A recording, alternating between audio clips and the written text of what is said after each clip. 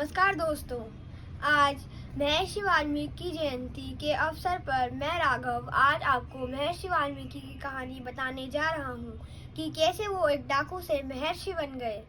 चलिए जानते हैं उनकी कहानी। रत्नाकर एक राजा के पुत्र थे। भीलों ने उन्हें बचपन में ही अगवा कर लिया था।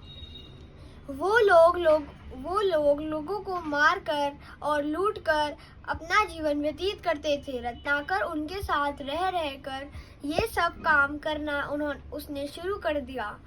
इसे कहते हैं कि बुरी संगत का बुरा नतीजा होता है। एक बार नारद मुनि उसी जंगल से जा रहे थे जहाँ रत्नाकर रहता था। रत्नाकर ने उन्हें भी कैद कर लिया।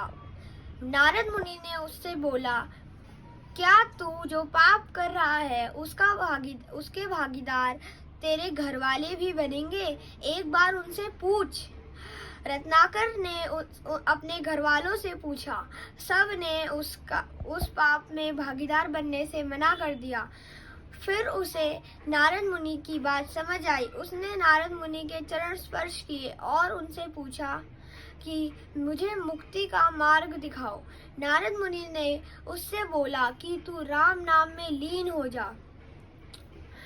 नारद मुनि के कहे अनुसार उसने राम नाम का उच्चारण करना शुरू कर दिया। क्योंकि वो एक डाकू था इसलिए वह मर गया, मरा इन सब शब्दों का ही उपयोग करता था।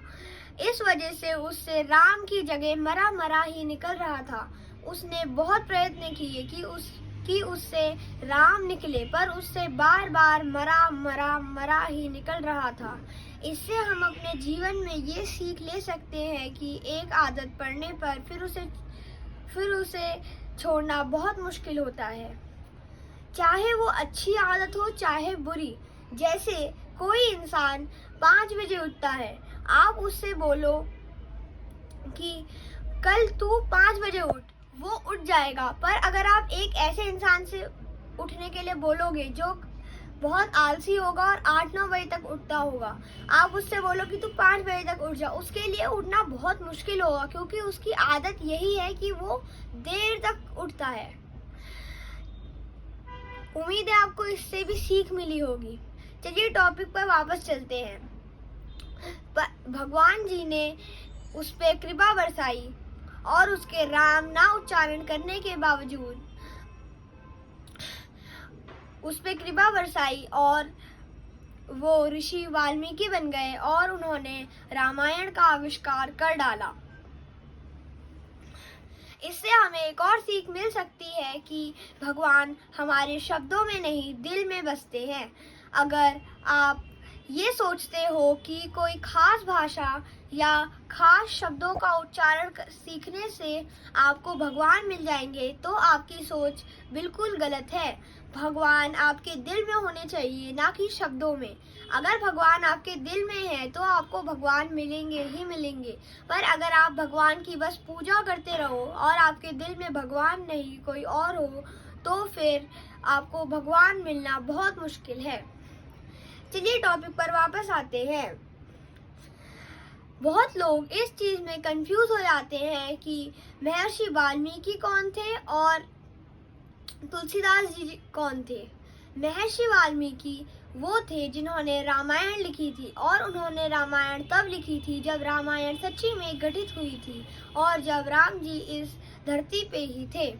जबकि तुलसीदास जी ने रामचरितमानस लिखी थी और वो उन्होंने 500-600 साल पहले ही लिखी थी। ये आप इन दोनों के बीच का फर्क कह सकते हो।